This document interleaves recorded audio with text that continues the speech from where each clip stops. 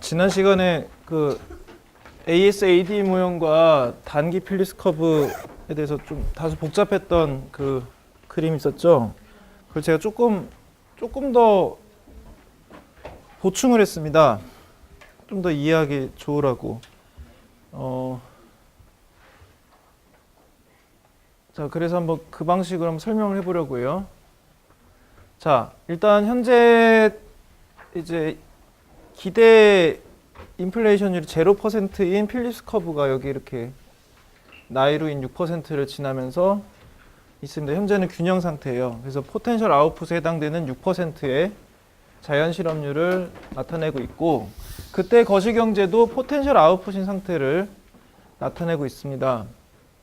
자, 이 상태에서 정부가 확장 정책을 하면서 실업률을 4%로 포텐셜 그 자연 실업률보다 이하로 만든 거죠. 자, 그러면 인플레이션 갭을 발생시킬 수밖에 없습니다. 이렇게 하려면. 그쵸? 우리는 그거 알고 있어요. 그래서 확장 정책을 함으로써 이제 포텐셜 아웃풋보다 더 많은 생산하게 되고, 따라서 실업률도 적게 되지만, 이게 실제로 미국에서 1960년대에 있었던 일입니다. 이게 사실 1960년대에 있었던 일인데, 그걸 하는 거예요. 그 당시에는 이 기대 인플레이션율이 이제 세팅되면서 필립스 커브가 이동할 거라는 그런 이론이 없었어요. 그런 이론이 없었던 시기입니다. 잠깐만. 예, 그쵸. 예, 나 또 너무 일찍 시작했는 줄 알고. 예, 아무튼. 자, 그러면, 하지만 실제로는 사람들이 필립스 커브가 이렇게 형성되어 있는 것의 대전제는 기대 인플레이션율이 0%였다는 데 있기 때문에, 그러니까 사실 이 논의가 1968년 논문이니까, 근데 이 일은 1960년대에 있었던 일이니까 사실은 이제 아직은 그 60년대 사람들이 이걸 모르는 거죠. 아무튼 기대 인플레이션율이 제로인데 2%에 이제 이 금방 언저리에서 계속 관측이 될 거 아니에요, 인플레이션율이. 그럼 내년도 그럼 한 2%쯤 되지 않겠냐? 이렇게 생각을 한다는 거죠. 그러면 필립스 커브가 정확히 2% 포인트만큼 위로 올라간다는 거예요. 자, 그리고 한편으로는 거시경제 입장에서는 이런 일이 반복된 동안 비용 구조에 이 올라간 물가가 반영되기 시작하면서 단기 AS 커브가 왼쪽으로 이동하려고 하겠죠. 그런데 보세요. 이렇게 이동하고 있는데 여전히 자연 실업률보다 낮은 실업률을 유지하려면 어떻게 해야 돼요? AS 커브가 왼쪽으로 이동하는데도 불구하고 생산량을 이런 수준을 유지하게 하려면 AD 커브를 더 오른쪽으로 시프트해야 됩니다. 자, 그럼 어떻게 돼요? 추가적인 인플레이션 갭이 발생하죠. 더 많은 인플레이션이 더 올라가잖아요, 물가가. 그리고 한편 여기서도 지금 우리는 4%를 생각했는데 조정이 한 번 더 올라가서 4%로 조정하니까 필립스 커브 올라가 버린 거예요. 그런데도 불구하고 얘가 이 상황을 유지하려고 한다면 결국은 단기 AS 커브는 이쪽으로 계속 그 가격이 올라가면서 다시 이제 왼쪽으로 조정할 텐데, 그럼에도 불구하고 포텐셜 아웃풋 이상의 아웃풋을 내려면 AD 커브를 계속 오른쪽으로 밀어야 됩니다. 이런 상황이라는 거예요. 그래서 더 많은 확장 정책을 구사를 해야만 이 자연 실업률 이하의 실업률을 유지할 수 있는데, 이게 실제로 60년대에 있었던 일인 겁니다. 이걸 계속해서 하게 되면 어떻게 되겠어요? AS 컵은 다 이쪽으로 가고 AD 컵은 계속 이쪽으로 가서 영원히 프라이스는 올라가겠죠. 그리고 사실은 점점 더 빨리 올라갑니다. 그리고 화폐도 더 빨리 풀리고요. 그리고 필립스 커브도 더 빨리 올라가죠. 왜냐하면 지금까지 패턴이 2% 언저리에 계속 있네? 2%로 조정해야지였는데, 히스토리컬리 보니까 작년에 1%였고 5년 전에 1%고 4년 전에 2%, 그 다음에 3%, 4%, 5%네? 라고 하면 이번 6%인가 보다. 이런 식으로 이제 기대를 조정할 수도 있거든요. 더 가속화되게 기대를 조정할 수 있습니다. 왜냐하면 0%인 줄 알았는데 2%였고 2%로 조정했더니 4%가 됐고 이거 생각보다 더 빨리 움직이는데? 라고 해서 더 많이 잡는 거죠. 근데 그렇게 하면 사실 그게 기대가 실현돼 버리죠. 필립스 커브로. 더 많이 올라가게 됩니다. 그래서 몇 조 원짜리 그 물가 상승이 되는 거예요.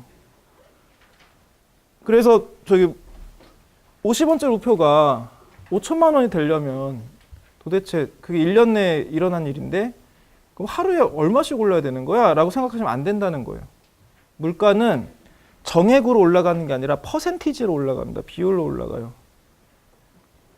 사실 그 10%씩 상승해서 500원짜리가 5천만 원 되는 건 금방입니다. 근데 이제 정액으로 올라가는 거는 되게 오래 걸려요, 사실은. 아무튼 이거를 이제 되돌리려면 결국은 포텐셜 아웃풋 혹은 그에 해당되는 실업률인 자연 실업률로 되돌려 놔야 된다. 자연 실업률로 되돌린다는 것은 AD 커브를 왼쪽으로 시프트 하는 걸 수도 있고 아니면 AS 커브가 조응하는데 더 이상 AD 커브를 조정하지 않음으로써 셀프 커렉션이 완성되도록 내비두는 것일 수도 있습니다. 요 파트를 말씀드리려고 제가 그 차트를 좀 수정했어요. 아무튼 뭐 이런 얘기입니다. 좀 더 명확하게 이해가 됐으리라 믿습니다. 우리가 사실 이게 지금까지 우리가 배운 모형들을 굉장히 많이 포함하고 있는 내용이죠. 그래서 이쪽 필리스 커브 쪽에서는 이 자연 실업률을 관통하는 수직선을 나이루라고 불렀고 자연 실업률이라고 불렀죠. 그리고 예, 그렇습니다. 우리의 장기 AS 곡선은 포텐셜 아웃풋을 나타낸다는 거. 자, 그래서 이 부분 얘기했으니까 이제 다시 다음 슬라이드로 넘어가서 지난 시간에 인플레이션 얘기를 하다 말았죠. 피셔 이펙트 어디까지 했지?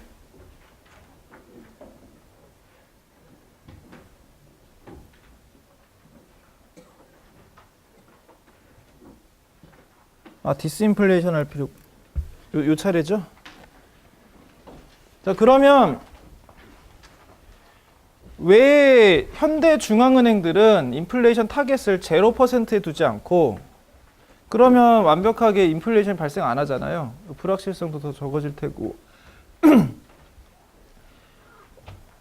적은 인플레이션이라도 존재한다는 것은 결국은 화폐 단위가 지속적으로 바뀐다는 걸 의미하는데 왜 굳이 그런 쪽을 선호할까에 대한 이야기를 할 것이고요. 그 다음에 디스인플레이션 얘기를 좀 해보려고 합니다. 그 다음에는 우리가 지금까지 언급하지 않았던 디플레이션이 왜 위험한지에 대해서 이야기를 하려고 그래요. 자, 인플레이션을 유발할 수 있는 방법이 크게 두 가지가 있다는 거 우리는 알고 있죠. 하나는 중앙은행이 화폐를 많이 발행함으로써 뭐 저금리 정책을 지나치게 강하게 시행한다든가 이런 식으로 유발할 수도 있지만 그다음 AD 커브를 오른쪽으로 시프트하는 방법이 그것만 있는 거 아니잖아요. 정부가 재정 정책을 굉장히 적극적으로 시행함으로써 시중에 돈이 많이 풀리게 할 수도 있습니다. 그것도 결국 인플레이션 갭을 만드니까 인플레이션이 발생해요. 그러니까 재정 정책도 인플레이션을 발생시킬 수 있다는 거예요. 그런데 인플레이션이 발생할 때 경기 과열 쪽으로 발생하잖아요. 실업률은 낮아지는 방향으로 발생하고 이게 물가라는 이제 그 코스트를 치르게 되는데 물가라는 코스트를 치르는 것은 미래의 일이죠. 왜냐하면 가격이 경직적이니까 오래 걸린다. 그게 물가의 상승으로 오는 데는 굉장히 오래 걸려요. 근데 경기가 활성화되는 건 단기적으로 바로 눈에 보입니다. 일종의 뭐랄까 예를 들어 여러분들이 시험 공부할 때 핫식스 먹는 것 같은 거죠. 당장은 공부가 잘 돼. 근데 이제 다음 날 고생 좀 하잖아요. 거시의 핫식스 같은 거지. 그런 카페인 카페인 음료 같은 거예요. 그런데 정치인들은 주기적으로 선거를 하잖아요. 선거 직전에 확장 정책을 할 굉장한 매력을 느끼지 않겠어요? 왜냐하면 그렇게 하면 경기 지표 일단 확 좋아져. 실업률 낮아지고 모두 낮아지고. 그리고 그거의 대가인 물가는 시간차를 두고 나타나게 될 거예요. 그러니까 사실은 정당은 만약에 경제 안정과 정권 획득이라는 게 서로 배반적인 사건이어서 선택해야 된다면 어느 걸 택할 거냐라고 생각한다면 아무래도 정권 획득일 것 같잖아요. 그렇죠? 지금까지 정부들의 행태를 보면. 따라서 득표에 민감한 이 정치인들이 이런 자기들이 갖고 있는 AD 시프트의 그 도구들을 정권 획득에 사용할 수도 있다는 가설도 만들 수 있는 거죠. 사실은 이에 대한 논의가 있었습니다. 예전에. 그리고 아마 우리도 어딘가 한 번은 이야기를 할 거예요. 그 폴리티컬 비즈니스 사이클이라고 그 정치적 경기 변동이라는 주제로 실제 있었던 연구가 있었거든요.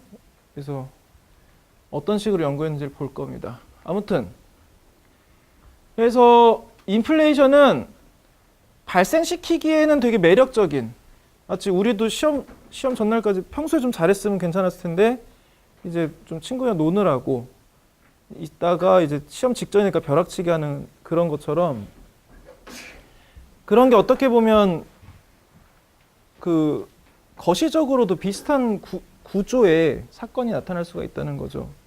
그래서 인플레이션은 필요한 정도의 보다 과다하게 발생시킬 요인이 있습니다. 반면 그거의 거꾸로인 긴축 정책, 즉 인플레이션 낮추는 쪽의 행동은 굉장히 인기가 적어요. 왜냐하면 이건 인위적으로 실업률이 그 정책 안 썼을 때보다 더 강해진다는 거잖아요. 금리도 올라가, 경기도 비활성화된 방향으로 움직이니까 아무래도 이거는 정치적으로 인기가 별로 없습니다. 언젠가는 해야 되는 일이긴 하겠지만 인플레이션율이 너무 높다면. 그래서 이 비대칭성 때문에 아무래도 인플레이션이 더 많이 나타나요. 나타나는데 일조를 하게 됩니다. 하지만 그럼에도 불구하고 역사적으로 인플레이션이 너무 심해져가지고 인플레이션을 잡아야 되는 상황들이 역사적으로 몇몇 상황에서 발생했었어요. 그래서 인위적으로 긴축 정책을 실시함으로써 인플레이션을 잡는 것을 디스인플레이션이라고 부릅니다. 그래서 기대가 형성된 인플레이션율을, 그러니까 예를 들어서 지금 지난 10년 동안 한 5%씩 인플레이션이 올랐는데 내년에도 5% 오르겠지라고 한 그거를, 야 아니야 지금 보니까 그거보다 낮더라, 이제는 3%로 잡자, 이렇게 만들어야 되거든요. 진심으로 그쪽 그 경제 주체들이 믿도록. 그러려면 실제 인플레이션이 낮아진 거를 눈에 봐야겠죠. 결국은 그 말은 뭐냐면 긴축 정책을 해야 된다는 겁니다. 그래서 사실 이 비용은 결국은 이 긴축 정책을 얼마나 오랫동안 지속하느냐에 달려 있는데, 그거는 경제마다 달라요. 그리고 그것의 결정 요인들을 생각해 보면 아무래도 그건 작을수록 좋겠죠. 결국 중앙은행의 신뢰도랑 밀접한 연관이 있습니다. 그래서 아마 그 경제 뉴스 같은 걸 보시면 어떻게 보면 되게 경제학이랑 안 맞는 것 같은 단어들, 뭐 신뢰를 획득했네, 뭐 누구의 신뢰를 잃었네, 뭐 이런 식의 애매모호한 윤리적인 표현 같은 감성적인 표현을 들을 때가 있을 텐데, 사실 기대 형성 때문에 그런 거예요. 익스펙테이션이라는 건 결국은 그 익스펙테이션의 실행 주체들을 얼마나 믿을 수 있냐에 크게 의존하고 있기 때문인 거죠. 자, 그러면 이제 필립스 커브를 가지고, 우린 지금까지 필립스 커브가 슉슉 올라가는 것만 봤었잖아요. 어떻게 하면 내려가는지를 한번 봐보도록 하겠습니다. 균형 상태에서 이탈을 해서 오랫동안 기대보다 높은 인플레이션이 형성돼가지고 이렇게 막 올라가 있는 상태예요. 필립스 커브가. 자, 당국이 보기에 지금 현재 이 인플레이션율은 너무 높습니다. 낮추고 싶어져요. 낮추고 싶어요. 지금 기대 인플레이션율은 4%고 현재 나타나고 있는 인플레이션율은 6%입니다. 이 상태를 그대로 두게 되면 더 높아지겠죠. 그러니까 할 수 있는 방법 중에 하나는 원래대로 되돌리는 거예요. 그래서 기대와 똑같은 인플레이션율을 발생시키게 한다면 현상이 유지가 되죠. 그런데 이번에는 이 4%를 지금 기대가 형성된 거를 2%로 낮추고 싶어요. 그럼 어떻게 해야 되느냐? 포인트를 옮겨야겠죠. 어느 쪽으로 옮겨야겠어요? 오른쪽으로 옮겨야겠죠. 자, 보십시다. 이 현재 필리스 커브는 기대 인플레이션율이 4%에 기반한 지금 필리스 커브죠. 그런데 드러난 인플레이션율 얼마예요? 3%죠. 이게 충분히 오래 지속되면 사람들은 기대를 수정하겠죠. 4%인 줄 알고 계획을 잡았는데 뚜껑을 열고 보니 3%네. 계속 3%가 나와. 아, 이제 3%인가 보다. 노이즈가 아니구나. 이건 진짜로 인플레이션이 좀 낮아졌네, 생각보다. 해서 3%라고 기대를 조정하게 되면 1%포인트만큼 아래로 내려가겠죠. 이렇게. 자, 그런데도 불구하고 이걸 유지하고 있어. 사실 AS/AD 커브에서는 리세션 갭을 계속 발생시키고 있는 거예요, 정부가. 긴축을 함으로써. 리세션 갭이 계속 발생하고 있어. 프라이스 계속 낮아지고 있어. 아까 그렸던 그래프를 반대로 생각하시면 돼요. AS 커브가 또 그런데 셀프 커렉션을 해. 그런데도 지금 기대 물가를 낮춰야 되니까 계속 더 긴축을 하는 거예요. 셀프 커렉션에 대응해서는. 아무튼 자연 실업률보다 더 높은 실업률을 강제로 발생시킵니다. 그러면 지금 3%로 기대가 조정됐으나 드러난 관측되는 인플레이션은 2%죠. 이게 충분히 오래 지속되면 기대를 2%로 수정하겠죠. 그러면 1%포인트만큼 아래로 내려갑니다. 자, 목표를 달성했으니까 그 디스인플레이션을 위해서 시행했던 긴축 정책을 원상복귀 시키는 거죠. 그러면 이제 기대는 2%, 드러난 것도 2%인 원하는 상황에 도달하게 된 겁니다. 그럼 역사적으로 실제로 그랬는지 아주 명확한 예가 80년대 초에 있었어요. 79년에 이제 미국 연방 준비 제도 이사, 그러니까 미국의 중앙은행의 이사장 폴 볼커라는 사람이 부임하는데, 또 80년에는 전 세계 주요 국가 중에 미국과 영국에서 엄청난 보수 정권이 이제 그 선거에서 이겨서 됩니다. 레이건 정부랑 대처 정부죠.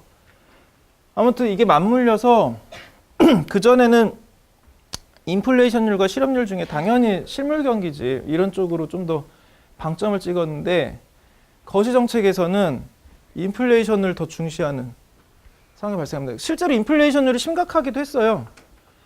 그래서 지금 미국의 인플레이션율이 10에서 12%면 굉장히 높았던 거거든요, 역사적으로.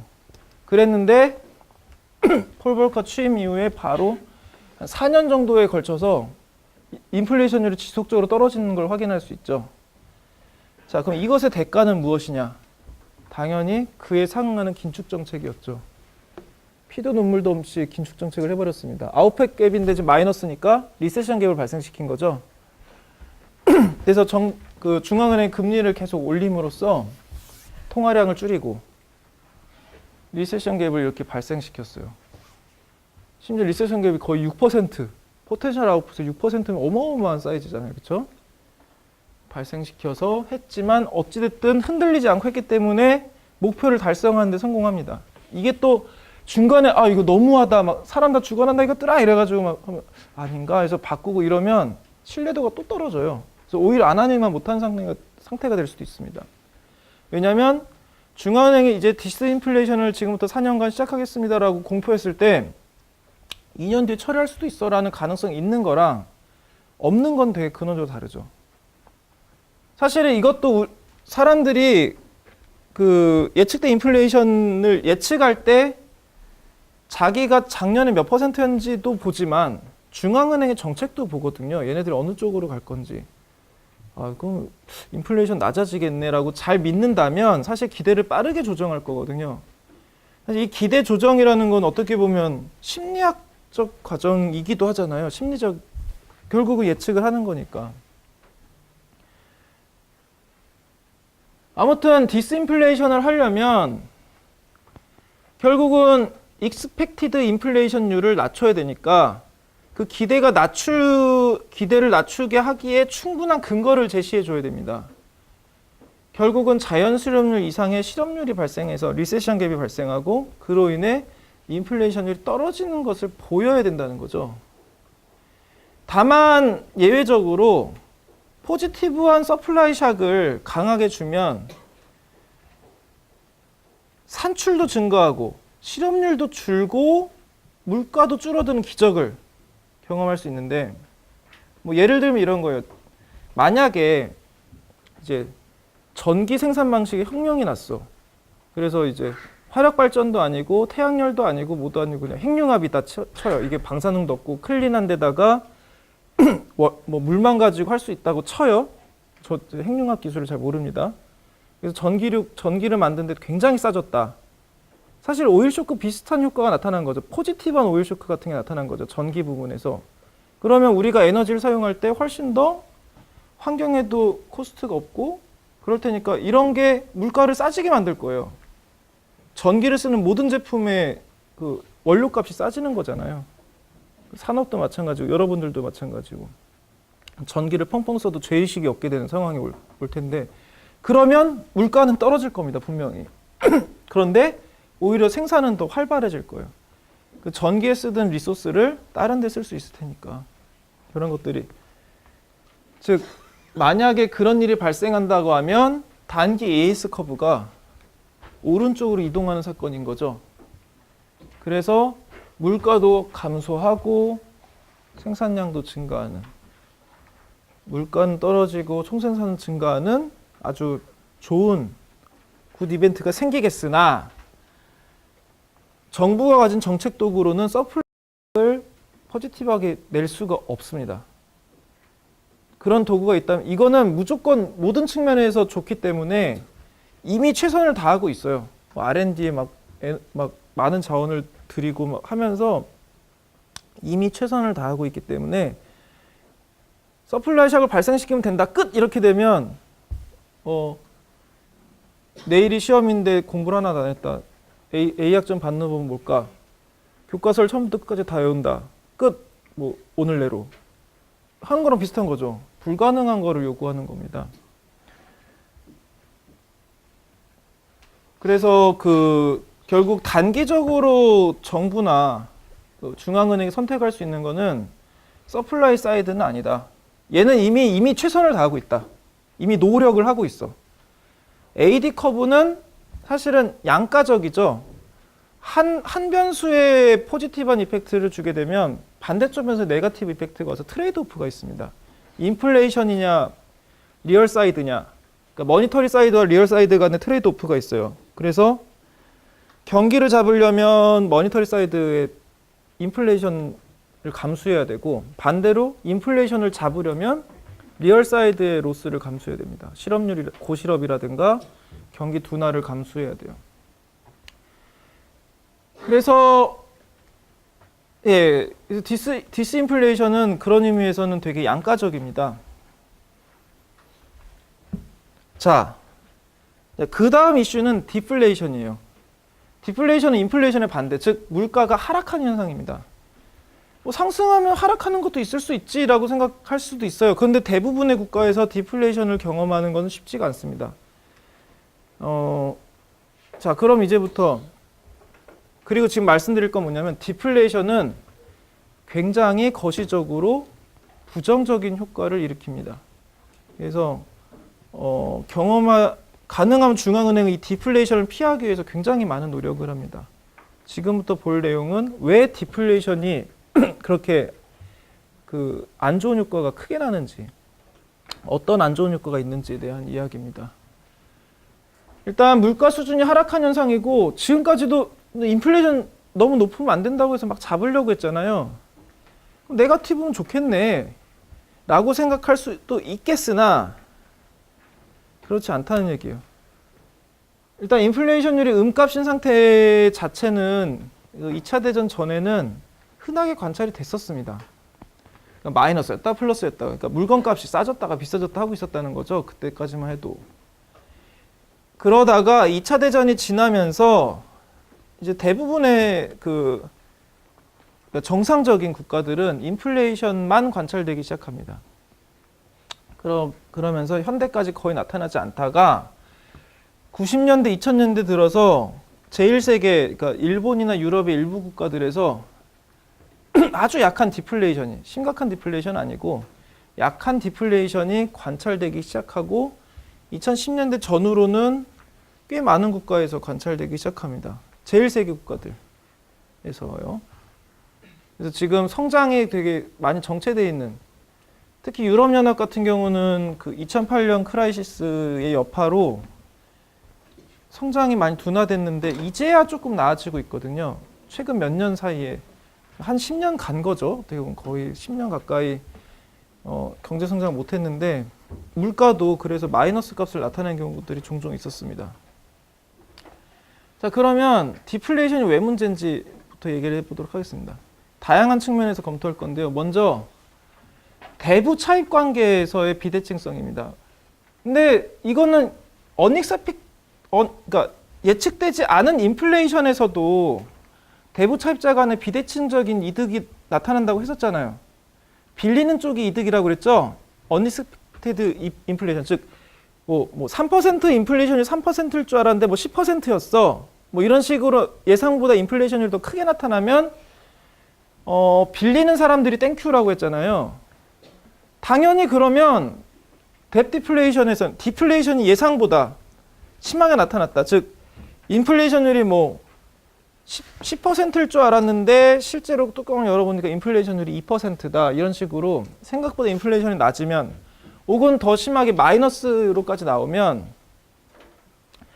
대부자와 차입자 중에는 이제 차입자들한테 데미지가 옵니다. 땡큐가 아니라 땡큐의 반대가 되는 거죠. 빌리는 쪽이 더 불리해지고 빌려주는 쪽이 유리해집니다. 그런데 차입자와 대부자의 성격을 생각해 보시면 차입자는 돈을 빌려서 생산에다 쓰는 거잖아요. 기업 같은 데잖아요. 그러니까 소비를 위해서 빌린다고요. 빌려서 그걸 가지고 딴 데 재테크 이러는 건 아니잖아요. 그렇죠? 반대로 빌려주는 쪽은 화폐를 많이 자산을 많이 갖고 있어서 그거를 말 그대로 이제 진짜 그 빌려주는 거죠. 지출에 대한 민감도를 생각해 보세요. 그러니까 이 두 집단의 마지널 프로펀서티 투 컨슘을 생각해 보세요. 기업은 빌리면 거의 다 쓰겠죠. 딱 필요한 만큼은 빌릴 거 아니에요. 거의 다 쓸 건데 그래서 그 소비 성향이 높을 텐데 지출 성향이라겠죠. 여기서 기업의 소비는 그 투자 지출이니까. 그럼 또 지출 성향이 높을 거고 빌려주는 쪽은 어떻겠어요? 돈이 남으니까 빌려주는 거잖아. 지출 성향이 낮을 거라고요. 그런데 당연히 그래서 지출 성향이 높은 쪽에 베네핏이 온다면 얘네들은 더 돈을 많이 벌었다는 뜻이니까 더 많이 쓰겠죠. 경제는 멀티플라이 이펙트가 작동해서 가겠죠. 그런데 지금 디플레이션이 발생하면 반대인 상황이 나타난 거잖아요. 그러니까 지출 성향이 낮은 쪽한테 이득이 온다는 거예요. 그럼 걔네들이 이득이 와도 그냥 더 빌려주려고 하겠지. 그걸 야 신난다고 많이 소비해야지 이러진 않을 거라는 거죠. 지출 성향이 낮으니까 결국은 양쪽이 그러니까 제로섬 게임처럼 보이지만 인플레이션일 때는 저쪽이 유리하고 디플레이션 이쪽이 유리하니까 제로섬 아니야? 라고 생각할 수가 없는 게 그런 비대칭성 때문에 대부자한테 유리한 것보다는 차입자한테 유리한 게 더 낫다. 기왕 한쪽이 더 유리하게 된다면. 근데 그게 바로 인플레이션 상황이라는 거죠. 디플레이션 상황에서는 반대로 덜 바람직한 상황으로 간다는 거죠. 그 다음 문제는 리퀴디티 트랩입니다. 이거는 케인즈도 고려한 사항인데 그래서 케인즈가 통화정책에 대해서 불신이 좀 있었어요. 평소에는 워킹할 텐데 그 사람의 견해는 뭐였냐면 평소에는 워킹할 거야. 노멀한 상태에서는 통화정책이 AD 커브를 시프트할 거야. 물론 케인즈는 AD 커브란 말을 몰랐습니다. 후대 사람들이 이제 케인즈의 논의나 이런 걸 모형화하면서 만든 거예요. 제가 그렇게 방편선 설명하는 거예요. 아무튼 케인즈는 통화정책이 그 경기를 활성화시킬 수 있어. 오직 노멀할 때만. 그러면 이제 노멀하지 않을 때, 그러니까 경제 공황이 왔다든가 패닉 상태가 될 때는 어떻게 되느냐? 이 사람이 우려한 건 뭐냐면 그러면 이제 경제가 문제가 생기니까 중앙은행 금리를 계속 낮출 거 아니에요. 명목금리를 해서 기준금리 낮추다가 마이너스로는 낮출 수가 없어요. 낮추고 싶어도. 그건 지난 시간에 얘기했죠. 마이너스가 되면 금융거래를 안 하는 게 더 이득이기 때문에 안 해버립니다. 그래서 성립할 수가 없어요. 명목이자율 마이너스는. 그래서 제로가 티끌만큼 높은 상태를 유지해야 됩니다. 이 상태가 되면 돈을 아무리 부어도 이제 금리가 변동하지 않겠죠. 그런데 중앙은행이 통화량을 증가시켰을 때 AD 커브가 시프트 할 때 어떤 채널로 시프트 했나를 생각해 보세요. 어떤 채널이었어요? 이자율이 감소하는 이펙트를 채널로 해서 갔잖아요. 그게 투자 지출을 증가시키고 그것 때문에 자발적 총지출이 증가해서 승수효과가 발생하는 식으로 발생했잖아요. 그렇죠? 그런데 제로 바운드 때문에 거의 걸려 있어. 이 상태에서는 아무리 돈을 많이 퍼부어도 이자율이 내려갈 데가 없으니까 안 내려갈 거 아니에요. 그런데 지금 이자율이 낮아진 채널이 없으니 더 이상 기업은 돈이 아무리 들어가도 실물 경기가 확장될 적이 없습니다. 그래서 이게 밑 빠진 독에 물 붓는 것 같은 상황이 되는 거죠. 이 상황을 리퀴디티 트랩이라고 부릅니다. 다시 한번 이제 상기시키는 차원에서 설명을 드리자면, 물론 이론적으로는 명목이자율이 0보다 작을 수는 있겠죠. 현실에선 불가능하다는 거예요. 만약에 뭐 실질이자율이 인플레이션율이 마이너스 5%고 실질이자율이 4%면 명목이자율은 마이너스 1%겠죠. 하지만 이런 경우라면 내가 은행에서 마이너스 1%로 이자를 빌렸다? 돈을 빌렸다? 그러면 나는 100만 원을 빌린 다음에 99만 원 갚으면 되거든요. 얼른 생각해도 이상하죠? 그러면 나는 그냥 100만 원을 빌린 순간 공짜로 얻은 거예요. 반대로 은행 입장에서는 그냥 만 원 준 거예요. 나는 그러면 그게 마이너스 1%면 1조를 빌려. 그 다음에 1조의 1%는 내가 그냥 가지고 맘대로 써. 나머지 키핑해놨다가 돌려주면 돼요. 말이 안 된다는 게 바로 느껴지죠? 명목이자율은 마이너스가 될 수 없습니다. 그걸 아는데 은행이 왜 그렇게 하겠어요? 자기가 명백하게 돈을 잃는 행위인데. 왜냐하면 은행은 그 대출을 안 하면 내가 키핑함으로써 더 많은 이득을 얻을 수 있어요. 그러니까 현실에서 네거티브 노미널 인터레스트 레이트는 불가능합니다. 따라서 통화정책에 기준금리 설정으로 할 수 있는 명목이자율의 한계는 0%예요. 기껏해야. 그래서 명목이자율이 제로에 이제 엄청 가까워지면 아무리 확장적 정책을 구사하더라도 확장 메커니즘이 작동하지 않습니다. 이자율 채널이 망가졌으니까. 이게 실제로 90년대 일본이 장기 불황 상태에서 직면한 상황이었어요. 그리고 2008년 크라이시스 때 미국이 직면한 상황이기도 했죠. 그래서 따라서 0% 인플레이션율은 리퀴디티 트랩에 빠질 가능성을 높여서, 이 말은 뭐예요? 통화정책이 무력화된다는 거죠. 이게 중앙은행이 약간의 여지를 두고 인플레이션율을 가지는 걸 선호하는 이유 중에 하나입니다. 그러니까 만약에 현재 타겟 인플레이션율이 제로면 그 말은 뭐냐면 확장적 통화정책을 못한다는 뜻이에요. 긴축 쪽은 할 수 있어. 확장 쪽은 리퀴디티 트랩에 빠져버리잖아요. 제로 바운드 때문에.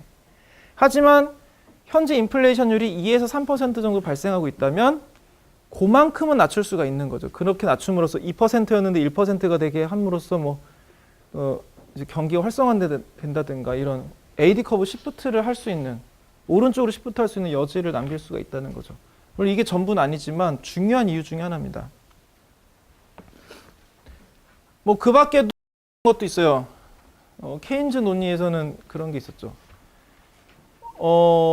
결국은 그 경제 안에서 어떤 유용한 것을 산출해낸 행위가 생산적인 행위인 거잖아요.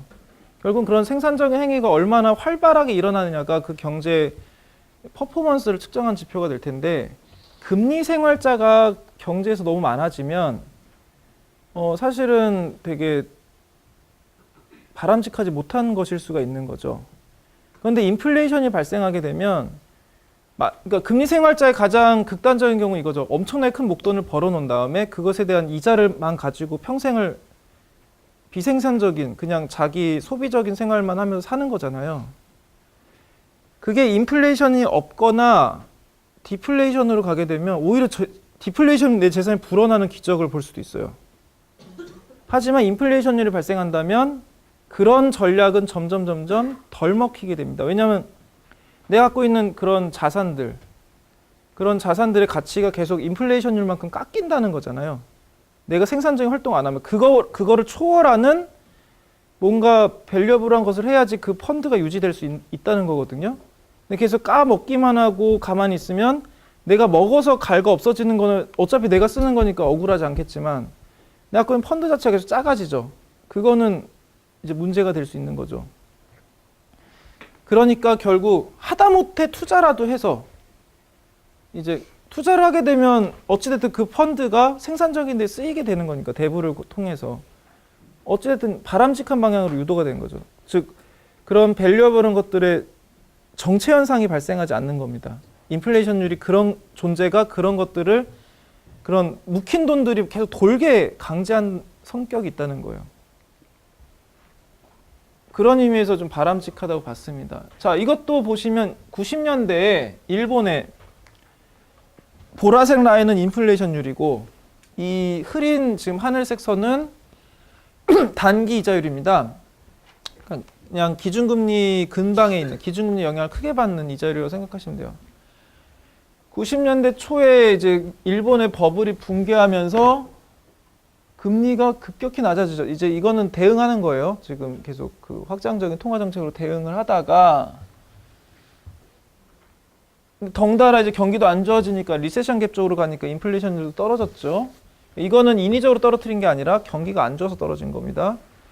그러다가 인플레이션율은 막 디플레이션도 살짝 나오기도 하고 이때부터는 디플레이션이 장기적으로 나타나기 시작하죠. 그리고 기준금리는 혹은 단기금리는 제로 바운드에 걸려서 더 이상 내려가지 않은 채 빠지게 되죠. 이 구간이 바로 일본이 리퀴디티 트랩에 빠진 구간입니다. 그러면 그리고 사실은 이 비슷한 패턴이 미국에서도 2008년에 발생해요. 일본도 그 당시에도 장기 불황에 준하는 상태였고 뭐 나아지네 마네 하다가 다시 한번 이제 그 미국발 경제위기 여파로 쇼크를 받죠. 근데 이 두 정부에는 이미 그런 기준금리가 이렇게 아주 높은 상황이 아니었어요. 특히 일본은 더 심했고 제로 바운드에 빠졌는데 도 불구하고 확장적 통화 정책을 구사합니다. 그 기존에 없었던 새로운 방식의 확장적 통화 정책을 구사하게 돼요. 그 여러분들이 뉴스에서 많이 들으셨을 양적 완화라는 겁니다.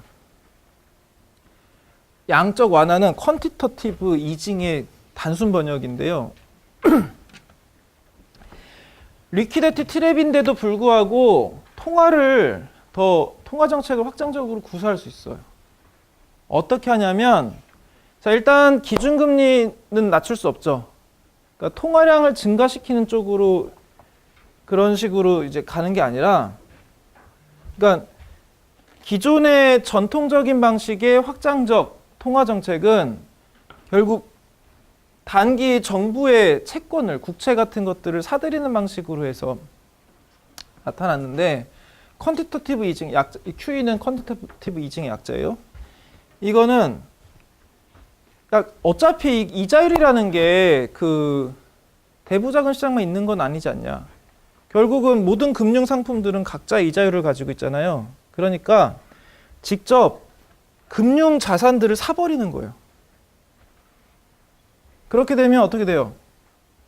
구매자가 많은 거지. 그러니까 여기서는 이제 중앙은행이 그런 여러 금융 시장에서 수요자로서 기능하는 거죠. 수요가 증가하겠죠. 디맨드 커브 오른쪽으로 이동한다고 생각해 보세요. 가격이 어떻게 해요? 떨어지죠. 근데 금융 상품의 가격은 뭐예요? 이자율이죠. 그러니까 여러 금융 시장에서 다양한 이자율을 그런 방식으로 낮추는 겁니다. 그 재원은 어디서 나요? 찍어서 정부가 그런 화폐 발행하는 방식으로 기준금리를 낮출 때 했던 것처럼 기준금리 말고 이제 다른 금융 상품 시장에서도 그걸 직접 하는 거예요. 그렇게 함으로써 간접적인 효과를 하나 얻을 수 있는데 뭐냐면 사실 이런 불황기에 패닉 상태일 때는 이 금융 자산들이 가격이 무척 낮아집니다. 왜냐하면 레버리징, 디레버리징 때문인데 나중에 배우긴 하겠지만 금융기관들은 대부분 돈을 빌려서 운용하잖아요. 자기 자본 비율이 그렇게 높지가 않습니다. 물론 이제 그 정부에서 규제하는 자기 자본 비율을 유지하면서 그 안에서 최대한 많은 돈을 굴리기 위해서 노력을 해요. 그래서 부채가 자산보다 되게 많은 상태예요, 보통은. 그러다가 경제위기를 맞이하면 이제 그 채권자들이 돈 갚아라, 연장 안 할래, 돈 갚아라 이렇게 될 거 아니에요. 상황이 안 좋으니까. 그럼 갚아야지. 만약 못 갚으면 부도거든요. 그러면 어떻게 해야 되냐면 당장 현금을 마련해야 됩니다. 이거 그냥 이런 식으로 집안을 하나 생각하면 돼요. 우리 집안에 이제 막 사업을 하다가 뭔가 경기가 되게 안 좋아졌어. 뭐 경제 위기가 왔어. 그래서 지금 어음을 막아야 되는데 1억 원짜리 어음을 막아야 돼. 그쪽에서 원래는 평소에는 연장을 해줬었는데 지금 상황이라서 그냥 갚아주셔야겠다라고 했어. 근데 지금 1억은 없어. 어떻게 해요? 집 팔고 뭐 차 팔고 이래서 해야 될 거 아니에요.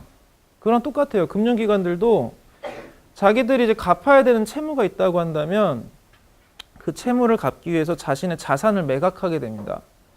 그게 다른 기업은 다 그대로인데 나만 팔면 괜찮아요. 그쵸? 뭐 우리 본사 빌딩을 팝니다. 급해요, 급쳐. 이래가지고 막 부동산을 올리고 할 거 아니에요. 그런데 그런 상황이면 얘만 그런 상황이 아니라 다른 금융기업도 다 마찬가지 상황일 거거든요. 부동산 난리가 난 거지. 팔아요, 막 이러고 제발 사주세요. 우리 반값에 팔아요. 우린 반의 반값. 하면서 원래 가치보다 훨씬 낮은 가격에 팔게 돼요. 이거를 파이어 세일이라고 부릅니다. 그러니까 투매라고 불러요. 일단은 부도 나는 것보다는 나으니까 1원이라도 건지자는 상황이 되는 거예요. 그래가지고 너도 나도 그렇게 투매를 하게 되면 원래 디레버리징이 하려고 하는 게 나의 그런 금융 취약성을 극복하기 위한 건데 비싸게 사서 싸게 파는 상황을 계속 하는 거잖아요. 그래서 당장에 그걸 버텨내겠다 할지라도 거의 가산탕진하는 상황이 발생합니다. 불리한 거래를 하게 되는 거고. 양적 완화는 이런 때 정부가 열심히 금융자산을 사들임으로써 그런 투매 현상을 방지할 수 있는 거죠. 급해요, 급처 하는데 이제 막 정부가 사. 그러고 있으면 아무래도 가격이 막 극단적으로 떨어지는 투매 현상까지는 가지 않을 수도 있는 거죠. 아무튼 그런 것까지 좀 감안을 했을 때 뭐 이런저런 방면에서 도움이 된다. 그래서 파이낸셜 에셋의 가격이 오른다는 것은 대부 자금으로 치면 이자율이 오르는 것과 같은 효과를 줍니다. 이자율이 낮아진 것과 같은 효과를 줍니다. 그래서 경기 활성화, 자발적 총지출을 증대시켜요. 문제는 이제는 사실은 이거는 돈을 푸는 기존의 방식에서 더 적극적으로 통화량을 증가시킨 거잖아요. 그리고 일단은 성공했습니다. 그러니까 심각한 인플레이션율이 발생하지도 않았고 문제는 뭐냐면 이 양적 완화에 들어간 비용이 있을 거 아니에요. 돈 금액이. 그 금액이 굉장히 커요. 통상적인 통화 정책을 했을 때 들어간 금액보다 훨씬 큽니다. 그래서 걔네들이 만약에 오랜 시간 갭을 두고 인플레이션율로 드러나면 심각한 문제가 될 수도 있으니까 열심히 지금 출구 전략이라고 부르는 기준금리를 조금씩 올리고 있죠. 계속해서. 그래서 최근에 중앙은행들이 세계각국 중앙들이 아니면 동결이거나 올리는 쪽으로 계속해서 하고 있습니다. 그렇게 함으로써 자금을 흡수하려고 하는 거죠. 아무튼 양적 완화의 아이디어는 이런 겁니다. 기존의 리퀴디티 트랩에 대한 이제 새로운 방식이었고 지금까지는 일견 성공적으로 보이는데 워낙 인플레이션율은 시간차를 두고 발생하기 때문에 아직은 좀 조심스럽게 두고 봐야 됩니다. 자, 그러면 다음 주제는 개방경제입니다. 자, 개방경제를 한번 해보도록 하죠. 개방경제.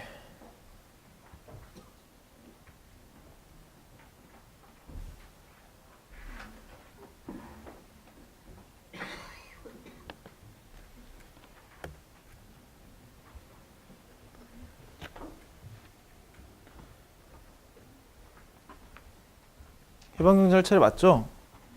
아니에요? 왜 술렁이지? 자, 문제 있으면 꼭 얘기해 주세요. 첫 번째 슬라이드도 제가 안 했다고 걸 나중에 알아가지고. 자, 문제 없으면 하겠습니다. 자, 이 오픈 이코노미에서 할 거는 뭐냐면 우리는 지금까지 간단한 모형에서 복잡한 모형으로 나아갔죠. 그래서 지출 기준으로 GDP를 구성할 때 이제 GDP는 C 더하기 I 더하기 G 더하기 X 빼기 IM 이라고 해서 우리는 맨 처음에 이걸 했어요. 그 다음에 이걸 했고 그 다음에 이렇게 했어요. 그 다음에 이제 얘까지 포함해서 볼 차례라는 겁니다. 그래서 이제 그 거의 모형의 복잡성으로 봤을 때는 제일 복잡한 데까지 간 거죠. 자, 이 이야기를 하기 위해서는 국가 간 거래의 성격에 대해서 개관을 할 필요가 있습니다. 그래서 국가 간 거래를 할 때, 그러니까 두 거시경제 사이에 이제 교류가 거래들이 있을 거 아니에요. 그런 거래들을 거시적으로 어떻게 잡아야 될지 이야기를 좀 해보도록 할 것이고요. 그 다음에 화폐적 측면에서는 국가마다 대체로 다른 화폐를 쓰고 있으니까 이런 서로 다른 화폐를 쓰고 있는 화폐들이 어떻게 교환되는지. 사실 돈의 가치라는 거는 존재하는 거거든요. 그렇잖아요. 10,000원짜리는 얼마의 가치가 있어요? 10,000원의 가치가 있겠지. 동어 반복이거든요. 그래서 그런데도 불구하고 예를 들어서 1달러는 어떤 때는 1,100원과 바꿔지기도 하고 어떤 때는 1,200원과 바꿔지기도 한단 말이에요. 이런 걸 교환 비율 같은 게 변동하기도 합니다. 이런 교환 비율은 어디서 기인하는 걸까? 이런 얘기를 좀 해보도록 하고 그 다음에 이런 환율에 정부가 간섭을 할 수 있어요. 그러니까 정부가 환율을 높이거나 낮추는데 영향력을 행사할 수 있습니다. 이걸 환율 정책이라고 불러요. 환율 정책도 크게 종류가 나뉘는데 그런 이제 고정환율제냐 변동환율제냐 이런 식의 이제 구분을 가지고 이야기를 할 거고 이런 환율을 감안했을 때 우리가 지금까지 배웠던 확장적 재정정책, 긴축적 재정정책 그리고 확장적 통화정책, 긴축적 통화정책이 이런 그 대외무역을 고려했을 때 어떻게 달라지는지를 보고자 합니다. 자, 그러면 먼저 국가 간 거래에 대한 이야기를 먼저 할게요.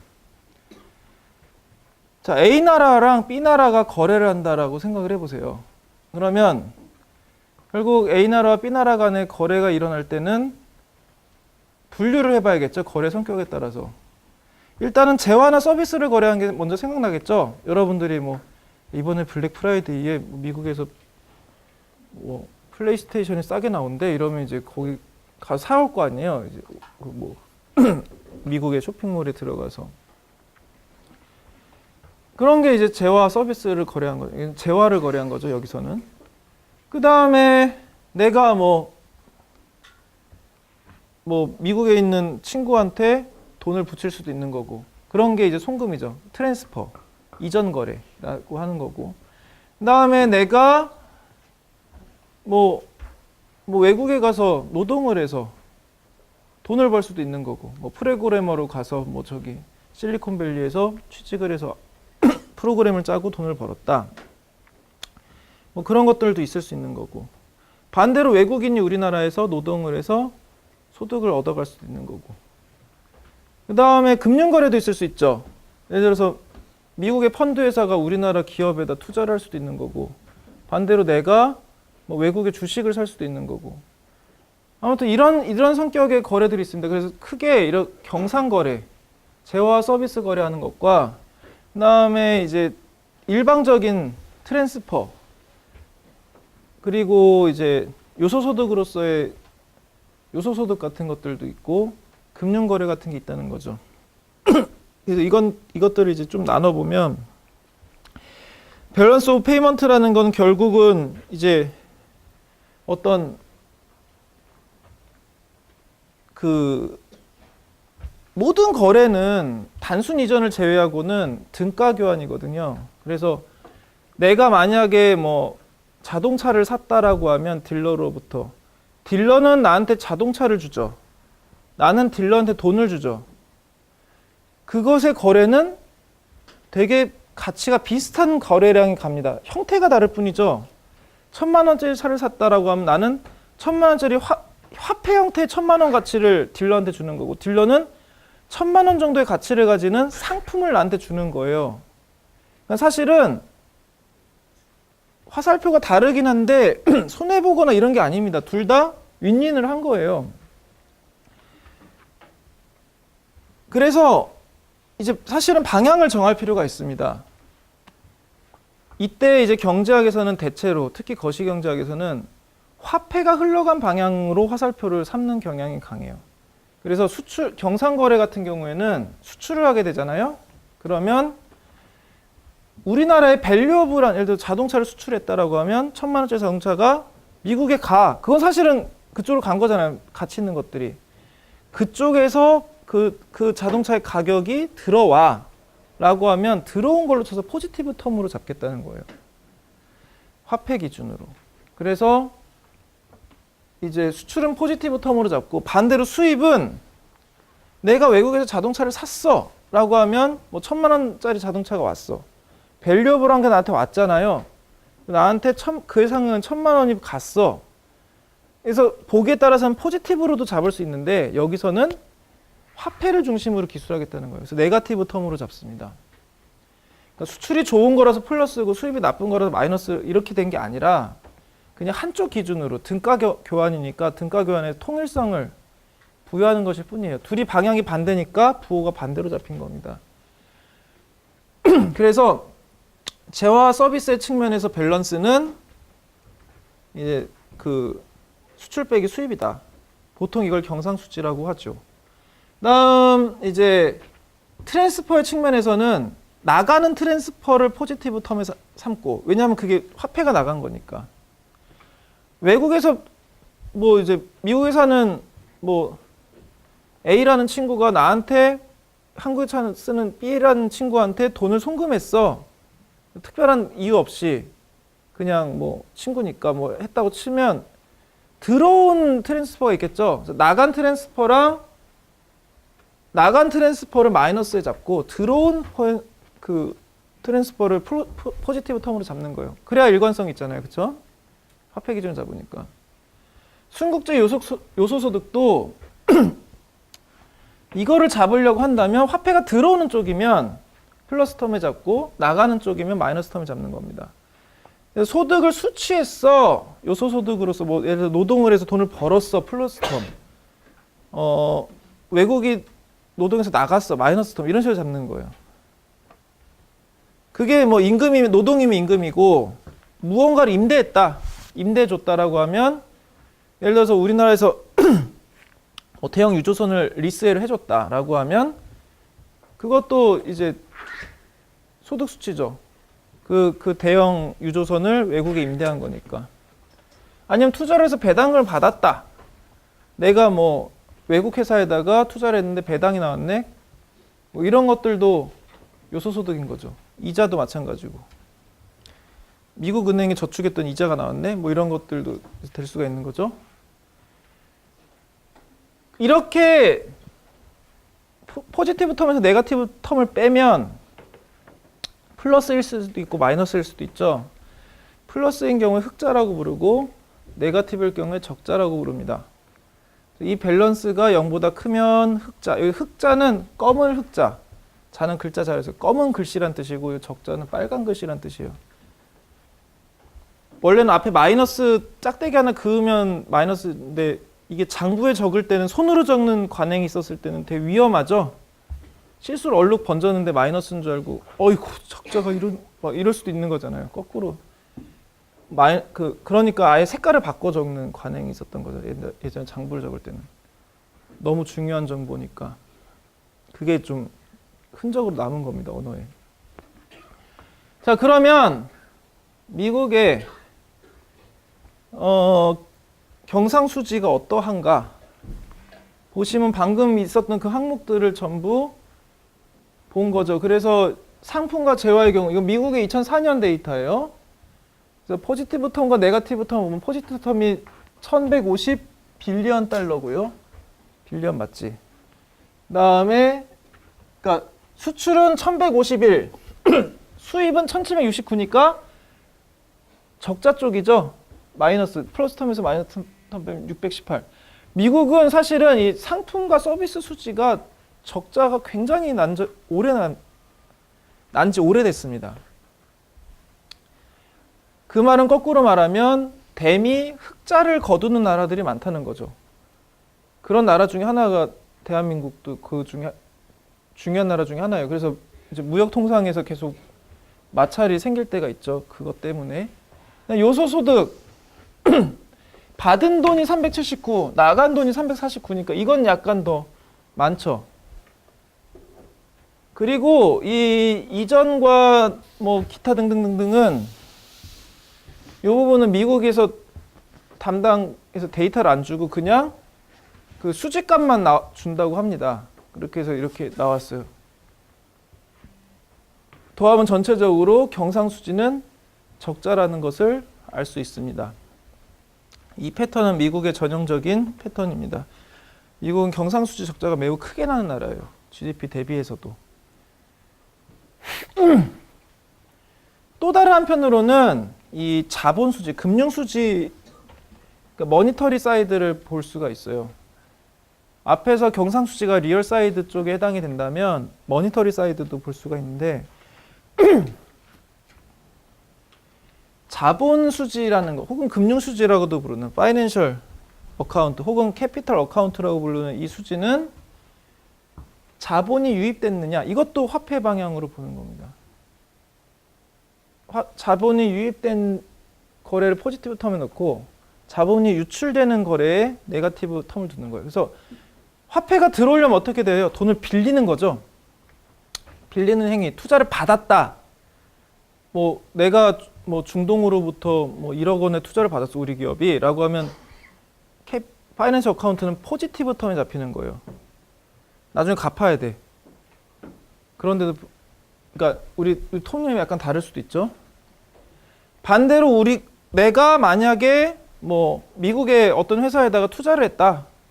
돈을 빌려줬다. 그 회사한테 1억 원을 빌려줬다라고 하면 자본 유출된 겁니다. 네거티브 텀으로 잡혀요. 자본이 밖으로 나가는 거죠. 그리고 유입거래는 자본이 안으로 들어오는 겁니다. 그래서 결국은 이것도 화폐가 안으로 들어가냐 나가냐로 이제 그 밸런스 어카운트 밸런스 기준을 삼습니다. 파이낸셜 어카운트 미국의 같은 동년도의 파이낸셜 어카운트를 보면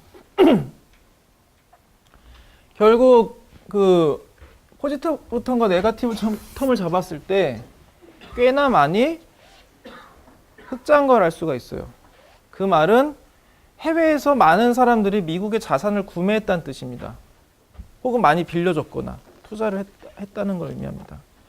실제로 가장 많은 미국의 국채를 사들이고 있는 주체 중에 하나가 중국 그리고 한국 정부예요. 대미 흑자국들이 또 미국의 채권 같은 걸 많이 삽니다. 왜냐하면 생각해보면 당연한 게 우리나라의 돈은 우리나라 돈으로만 거래할 수 있잖아요. 내가 뭐 1억 달러가 있어. 그걸로는 길가에서 오뎅도 못 사 먹죠. 1억 달러 있는데도 원화로 바꿔야 쓸 수가 있어요. 따라서 이 1억 달러의 기회비용은 결국은 1억 달러가 먹히는 곳에서 투자가 돼야 되는 거잖아요. 그 달러화가 통화로 사용되는 곳으로 갈 수밖에 없는 거죠. 그리고 미국이잖아요. 그러니까 미국으로 다시 투자해야 되는 겁니다.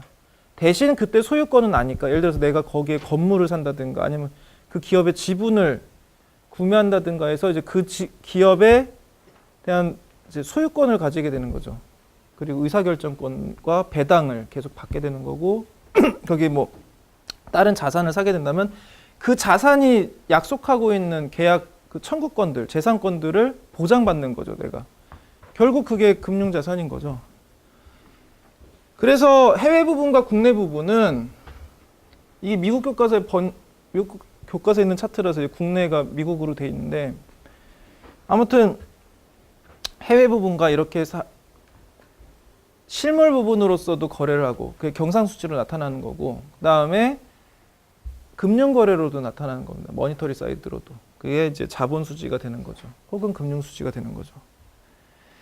재미난 것은 만약에 회계가 정확하게 한치 오차도 없이 모든 장부의 기록이 정확하다면 이 경상수지, 커렌트 어카운트 플러스 파이낸셜 어카운트는 제로가 돼야 됩니다.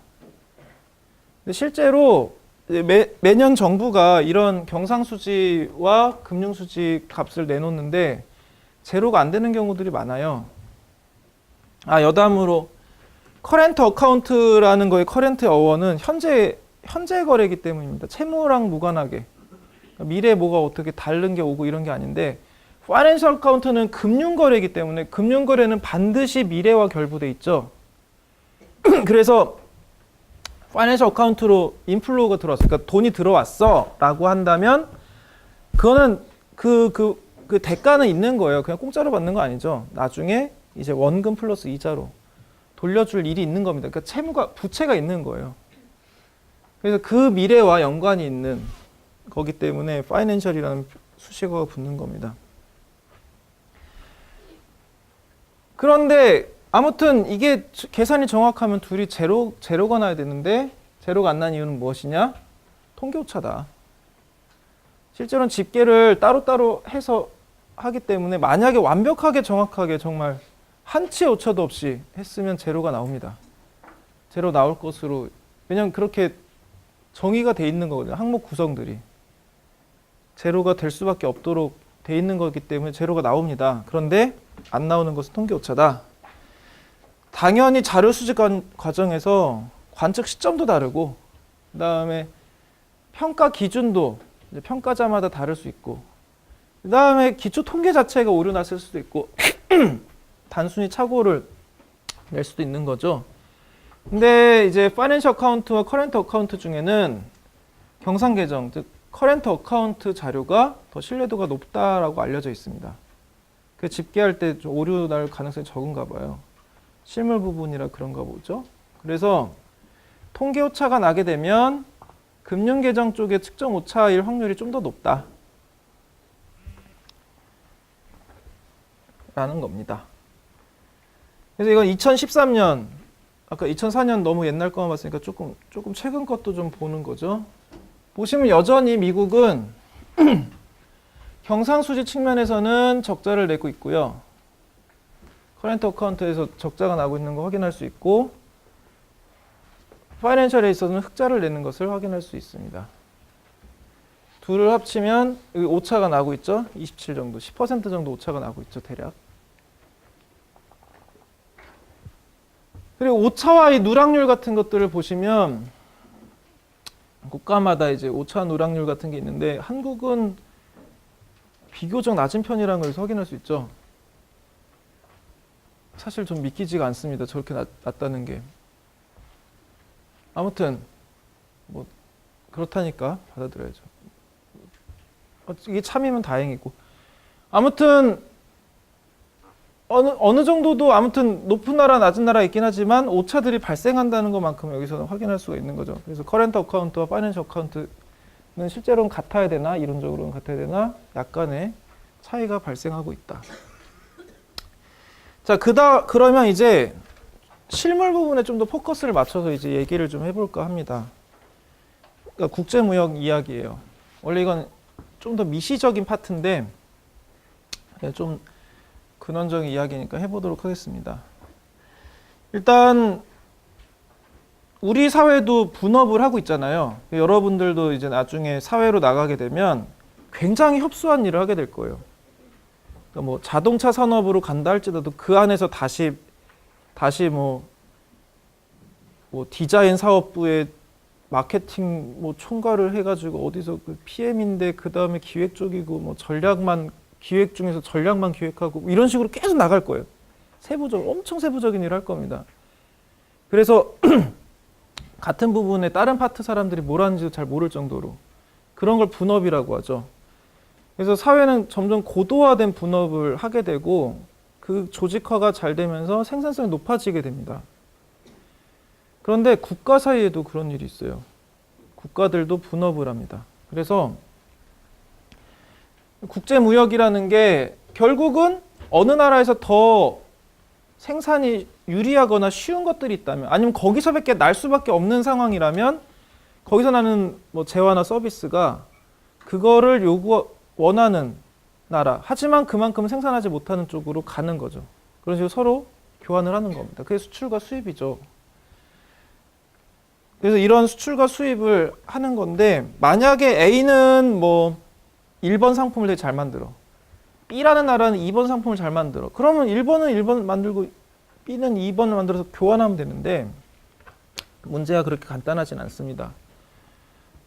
일단 국가마다 대외무역에 의존한 정도는 다릅니다. 그래서 의존도가 되게 높은 나라도 있고요, 의존도가 굉장히 낮은 나라도 있어요. 의존도가 극단적으로 높은 나라는 이제 홍콩 같은 거고, 홍콩을 나라라고 부르긴 어렵지만 아무튼 경제는 독립돼 있거든요. 중국에 속해 있지만 아직도 홍콩 달러를 쓰고, 그러니까 홍콩의 중앙은행이 따로 있다는 뜻이죠. 그리고 무역도 아무튼 홍콩을 중심으로 합니다. 그렇지만 그 대동소이하긴 하지만, 아니 대동소이하는 게 아니라 국가마다 의존도가 많이 다르긴 하지만 전반적으로 봤을 때, 그 장기 시결로 봤을 때 서로 간에 의존하는 정도는 높아지는 경향을 띠고 있어요.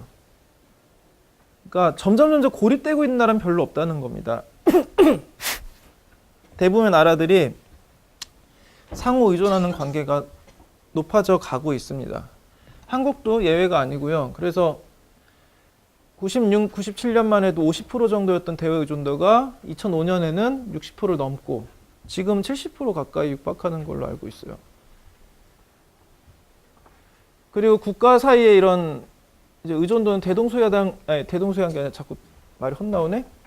되게 의존도가 높은 나라도 있고, 네덜란드처럼, 그리고 일본이나 브라질처럼 대외 의존도가 무척 낮은 나라도 있습니다. 한국 같은 경우는 60, 70% 정도의 대외 의존도를 보이고 있어요. 자, 그러면 한국 같은 60, 70%라는 거, GDP의 60, 70%라는 거니까 굉장히 높다는 걸 알 수 있죠. 이런 대외 의존도를, 그러니까 국가 경제 되게 중요하다는 걸 알고 있으니까 이 메커니즘, 어떻게 해서 이 경상거래가 이루어지는지에 대한 메커니즘을 이제부터 모형으로 살펴보려고 합니다. 유명한 비교 우위 모형이에요. 여기서 얘기하려는 건. 문제를 간단하게 하기 위해서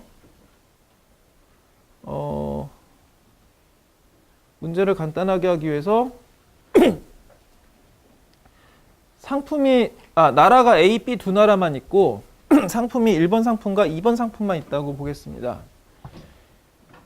일단 심플한 케이스, 사고 실험으로도 바로 답이 나온 케이스는 뭐냐면, A는 1번 상품을 훨씬 더 잘 만들어요. 그래서 여기 AC 언더 A라는 건 뭐냐면, AC는 에버리지 코스트, 그러니까 평균 비용, 개당 단가고, 이걸 만드는 데 들어가는 리소스의 양이고, 그러니까 X1을 생산하는데 A 나라에서는 에버리지 코스트가 B 나라의 것보다 훨씬 작다는 거예요. 그러니까 열대지방에서 바나나는 정말 싸게 나오죠. 왜 이렇게 술렁술렁하지? 지금 끝났어요? 시간이 다 됐구나. 나 45분인 줄 죄송합니다. 그렇군요. 예, 그러면 딱 여기부터 다시 시작하면 되니까 다음 시간에 여기부터 이어서 할게요. 수고하셨습니다.